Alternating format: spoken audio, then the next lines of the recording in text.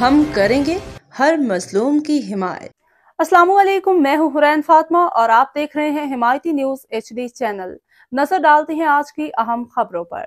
हिमायती news. Karachi में खतरनाक डाकुओं को गिरफ्तार करने वाला पुलिस ऑफिसर घर की दहलीज पे कत्ल।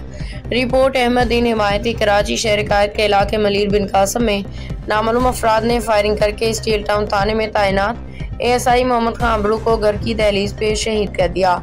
पुलिस के मुताबिक मकतूल सादा कपड़ों में घर के बाहर मौजूद था जब हमलावरों ने अचानक फायरिंग की। पुलिस हुकाम के मुताबिक जयवका से 5 खोल बरामद हुए हैं।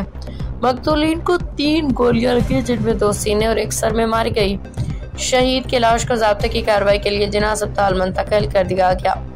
SSP मलीर अब्दुल खालिक पीरजादा ने जयवका का दौरा करते हुए कहा कि वाक़े की तहकीकात शुरू कर दी गई हैं। उन्होंने बताया कि मकतूल ASI को कुछ अरसे से कत्ल की धमकियां मौसूल हो रही थी, जबकि जयवका के इतराफ में कोई CCTV कैमरा मौजूद नहीं था। DSP आमिर हमीद के मुताबिक शहीद के अहलखाना पे पुलिस फोर्स में खिदमत अंजाम दे रहे हैं। मकतूल ने कुछ अर्सा कबल एक पुलिस मुकाबले के दौरान खतरनाक डाकुओं को गिरफ्तार किया था। इस मुकदमे का मुद्दई भी खुद वही थे। गुज़श्ता रोज उनके खिलाफ स्टील टाउन में एक मुकदमा दर्ज किया गया था। लवाकिन ने बताया कि मोहम्मद खान अबरू जमानत लेने के बाद अपने भाई जावेद अबरू के हमरा घर पहुंचे थे कि नामालूम मुल्ज़िमान ने गाड़ी से उतरती उन पर फायरिंग कर दी। शहीद के अहलखाना के मुताबिक मोहम्मद खान अबरू के सुगवारान में बेवा 4 बच्चे शामिल, जबकि उनका बड़ा बेटा इस वक्त गिलब्रिट में कानून नाफिज करने वाले इदारे में तैनात है। साने के बाद इलाका मकीन और शहीद के साथ ही अफसरदा हैं।